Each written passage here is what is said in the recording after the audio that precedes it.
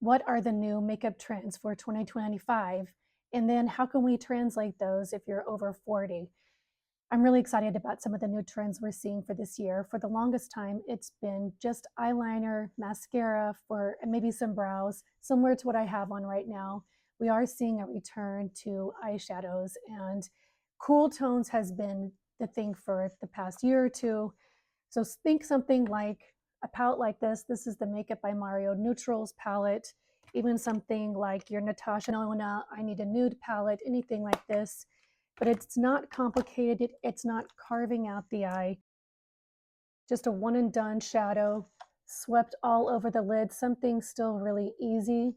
We're seeing a return to a lot of makeup looks from 20 years ago, which is on par since makeup is cyclical. So think something like the Paris Hilton era. So a lot of glossy lips, a lot of more bronzy tones. We're going back to more muted shades of blush. This is a Pat McGrath blush, so something, and then it's less of a sunburned look, and it's more, think of it as like a bronzer, a blush and a bronzer hybrid. You can apply it like this. You can even do a little bit on the nose and a little bit on the face here, but more of this cloud-like finish. You can still do a cream, but we're doing more and more mattes, keeping it less of this bright sunburned look and more of this kind of pinky bronze sort of look. The one thing that I would steer clear from with this sort of return to Y2K makeup is doing a frosted look, a highlight on the brow.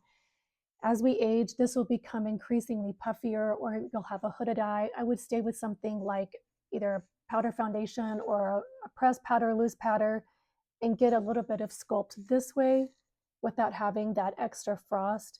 The other thing I would stay away from is a lot of excess highlighter right in here.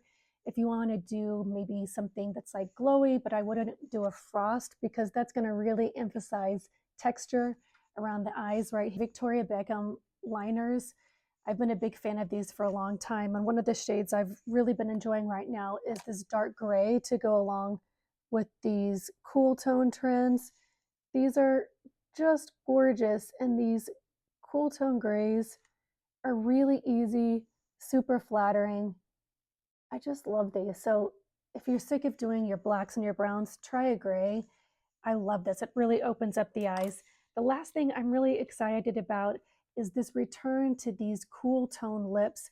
MAC has been making a big splash about this.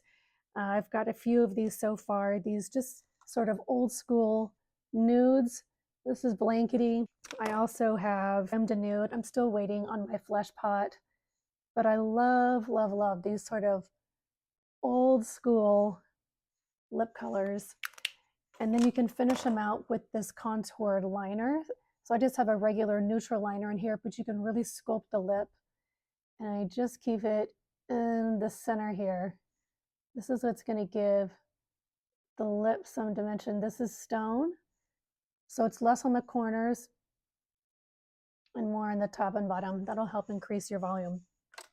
The last tip that I would not recommend if you're over 40, we're seeing a return to no mascara. It's been a big editorial look.